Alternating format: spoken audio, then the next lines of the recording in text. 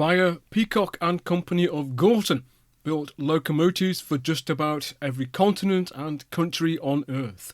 They were built for service in Holland, Norway, Sweden, Russia, India, Australia and South America, and they even built locomotives for service in Canada. One market they failed to break into, however, was that of the United States, but that didn't stop them getting a single toe hold. In 1888, the Pennsylvania Railroad ordered a Webb Dreadnought 3-cylinder compound from Beyer Peacock.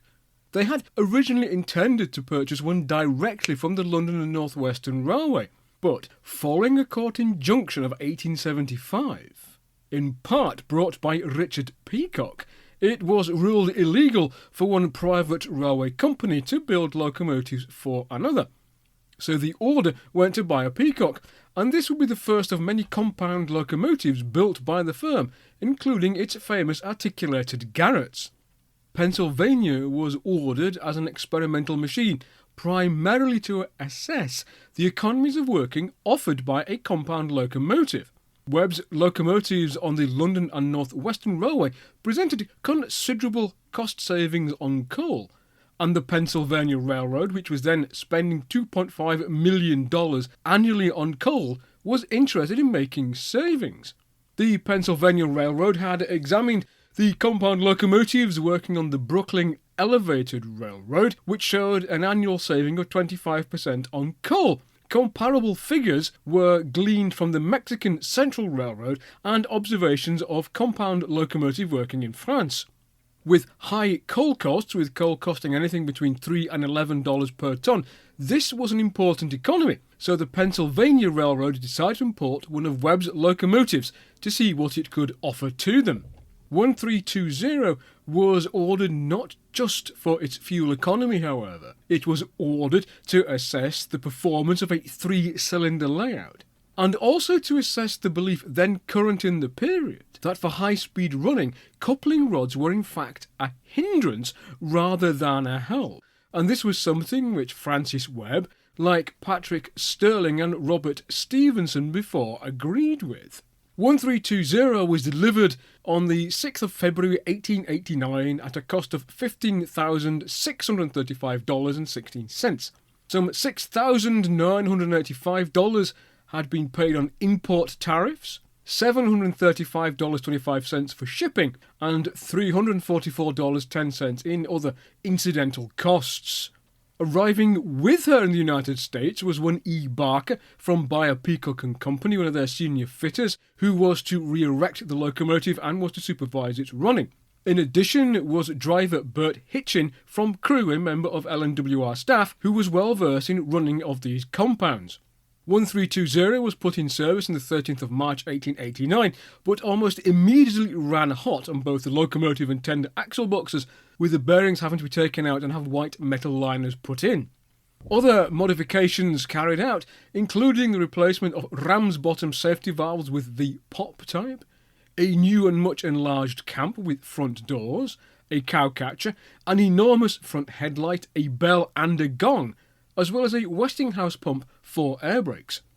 1320 was built to a gauge of 4 foot 9 inches. It had a 175 psi boiler, the driving wheels were 6 feet 3 inches in diameter, and the leading wheels, which were carried in radial axle boxes controlled by springs, were 3 feet 6 inches in diameter.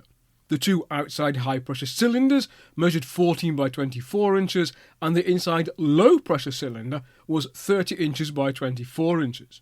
There were 3 independent sets of joy valve gear. The outside high-pressure cylinders were operated by a screw reverser located on the left-hand side of the cab, and the lower-pressure inside cylinder by a reversing lever on the right-hand side of the cab. 1320 was fitted with a starting valve, so that steam at boiler pressure could be admitted to the low-pressure cylinder directly from the boiler. This, according to a report published in the August of 1891, meant that the engine was started as a simple, and once it had picked up sufficient speed, could be changed over into compound working. Being able to start the engine as a simple also helped with its starting characteristic. This starting valve also meant that the locomotive could, in theory, be operated as a simple, with either a very heavy load or in case of emergency, but it also meant that it absolutely guzzled water. Doubt was expressed at the ability of the locomotive to make steam, given the very soft, almost inaudible exhaust characteristic. But in fact 1320 steamed absolutely superbly. Attention was drawn to the use of a deflector plate in the firebox, then apparently unknown in the United States or at least on the Pennsylvania Railroad, which directed air from the firebox door onto the bed of the fire, and this meant that there was little to no smoke. Equally, the lack of coupling rods in attaining high speeds, or at least high speeds in Britain on a straight, flat road, was also remarked upon, the locomotive being found to have a considerably lower rolling resistance than its coupled sisters in the United States. However, the lack of coupling rods, given the heavier train loads and less favourable running conditions, meant that the 2220 locomotive was not as successful in the United States as it was in Britain. The use of 3 cylinders was again remarked upon favourably for the evenness of torque and smoothness of running, but it was felt, however, the inside cylinder was inaccessible for maintenance. Equally, having 3 sets of independent joy valve gear took up space between the frames, making them hard to maintain. And so in 1892, 1320 was rebuilt with slip-eccentric valve gear for the inside low-pressure cylinder.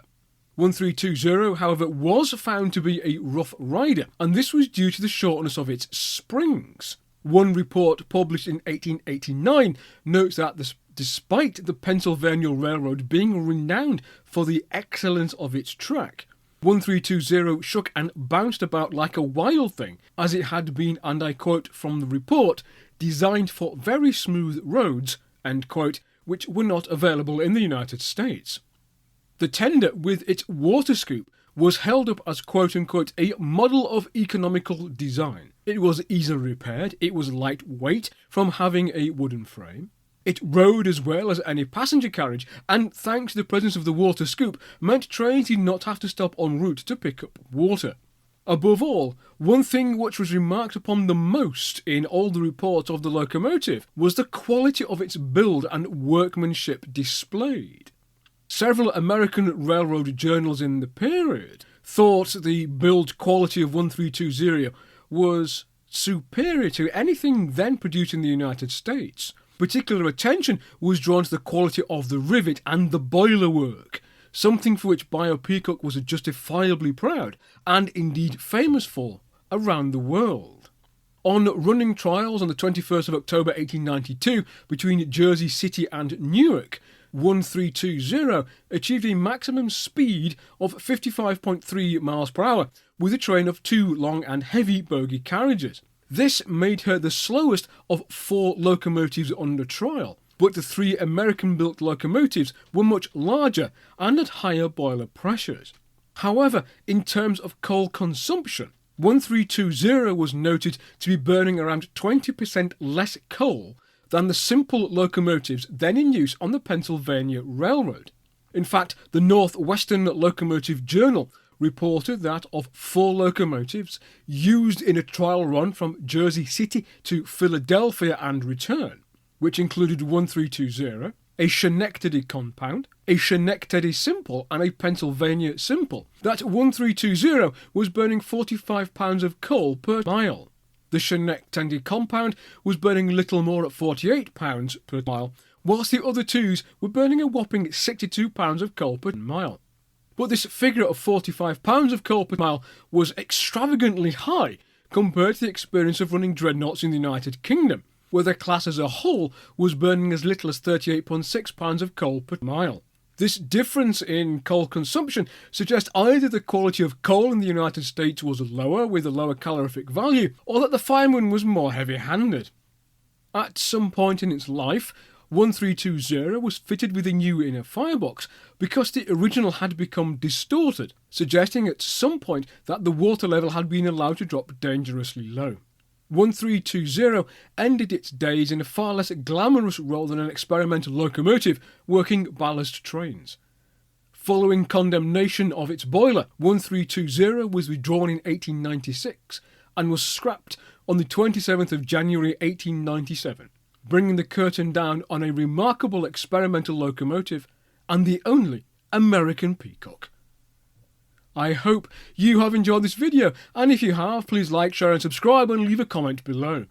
If you would like to find out more about Webb 3-cylinder compound locomotive, check Peter Davis's magnificent book on them. Equally, if you want to find out more about Beyer Peacock, why not come along to the Beyer Peacock Heritage Centre at Brookfield Church in Gorton, which will be opening next year. I'd like to thank all my supporters on Patreon for helping to make this video possible. And I look forwards to seeing you all next time on Rail Story.